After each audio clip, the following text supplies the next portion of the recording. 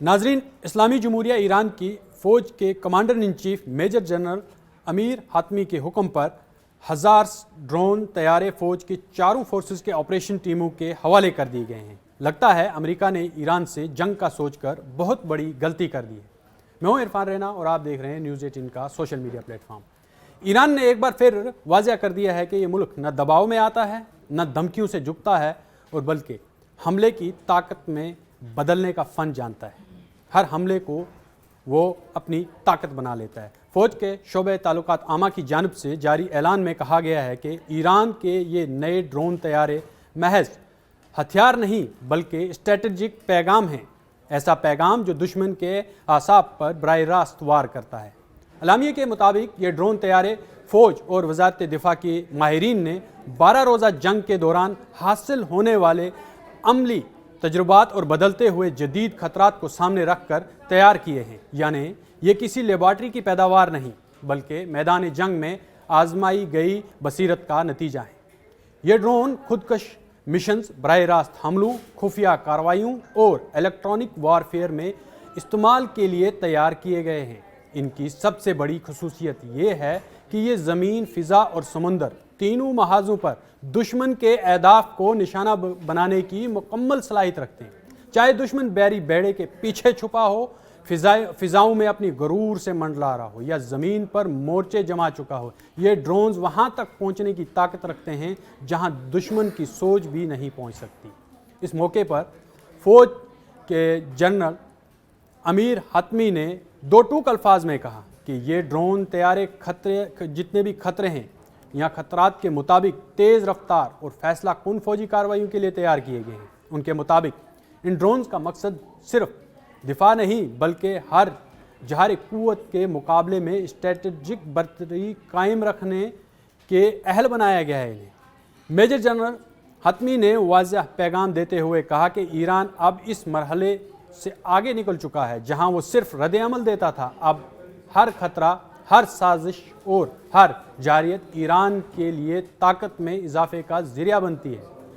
ये ड्रोन्स ऐलान करते हैं कि ईरान की उंगली सिर्फ ट्रिगर पर नहीं बल्कि मुस्तक़बिल की जंगों की सिमत पर भी है।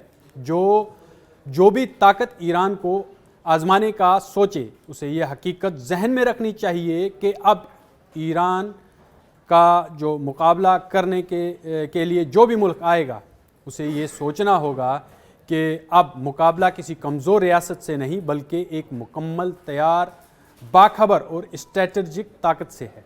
ईरान के ख़िलाफ़ अमरीकी मुहिम जो खदशात के दरमियान अब आलमी ताकत इस पर खुलकर सामने आ गई है और मैदान में आना भी शुरू हो गई है। इस बार आवाज़ बीजिंग से उठी है और वो आवाज़ ना धीमी है ना मुबहम बल्कि दो टूक सख्त फैसला कुन है।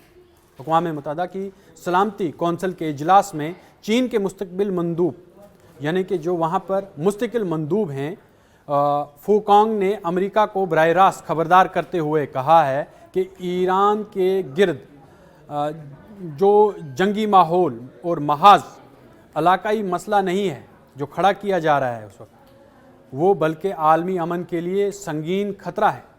फूकांग ने वाज़ेह अल्फाज में कहा कि ईरान एक आज़ाद, खुद मुख्तार, बावकार रियासत है और इसके मुस्तक़बिल का फ़ैसला सिर्फ़ और सिर्फ ईरानी अवाम का हक है। चीन ने किसी अभाम के बगैर ऐलान किया कि वो ईरान के इस्तेहकाम, खुद मुख्तारी और अर्ज़ी सालमियत को मुकम्मल हमायत करता है। ये बयान दरअसल वाशिंगटन के लिए एक सुर्ख लकीर है, ऐसी लकीर जिसे पार करने का मतलब सिर्फ ईरान नहीं बल्कि पूरे खित्ते को आग में धकेलना है।